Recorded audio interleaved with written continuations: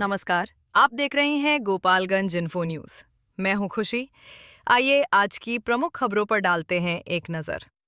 दोस्तों, मौसम का मिजाज बदलने लगा है और इसी के साथ हवा में घुलने लगा है जहर।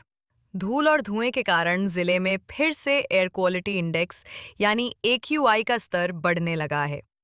बरसात के दिनों में जब वातावरण पूरी तरह स्वच्छ था, तब AQI 40 से 50 के बीच आ गया था। लेकिन अब बरसात बीतने, हल्की ठंड शुरू होने और सड़कों पर ट्रैफिक लोड बढ़ने के साथ हवा में प्रदूषण का स्तर फिर से चढ़ने लगा है। जानकारों की माने तो अब AQI 100 का आंकड़ा पार कर चुका है।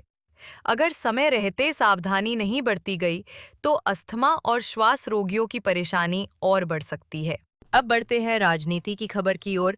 गोपालगंज विधानसभा क्षेत्र में मंगलवार को AIMIM के राष्ट्रीय अध्यक्ष असदुद्दीन ओवैसी ने चुनावी सभा को संबोधित किया।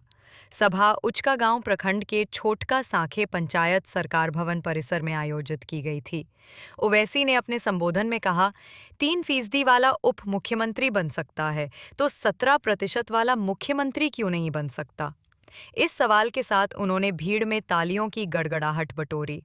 सभा में भारी संख्या में ग्रामीण मौजूद थे जो ओवैसी के हर वाक्य पर ध्यान लगाए हुए थे।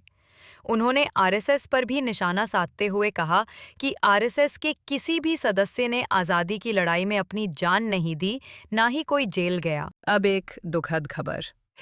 मीरगंज थाना क्षेत्र के जिगनर हाला के पास सोमवार की सुबह एक दर्दनाक सड़क हादसा हुआ।